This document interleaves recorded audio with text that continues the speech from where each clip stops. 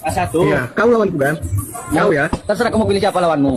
Iya, kau. Karena aku tengok kau yang paling ini. Viral video yang cukup menghebohkan. Tayangan video mempertonton aksi seorang anggota BRIMOB Polri yang terlibat debat panas dengan seorang prajurit TNI. Dalam video yang viral tersebut, awalnya mereka mempersoalkan kasus penyerangan kantor Polres Tarakan. Namun, ujung-ujungnya anggota BRIMOB yang diketahui bernama Bribtu Richard Silalahi itu malah menantang prajurit TNI untuk berkelahi. Diketahui anggota BRIMOB dari Polda Sumut itu nekat menantang prajurit TNI karena ia tak terima atas insiden di Tarakan.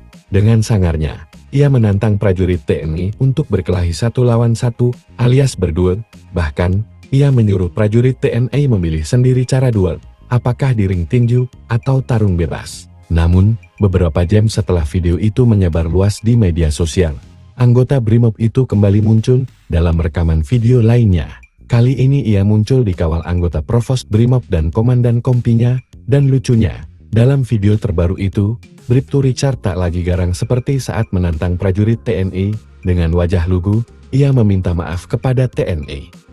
BRIMOB ini bos. Jadi kau banyak itu kasus Deli Serdang itu pembunuhan, dibakar rumahnya. Apa lagi? Kukira kau lantas BRIMOB ini, jelas kau.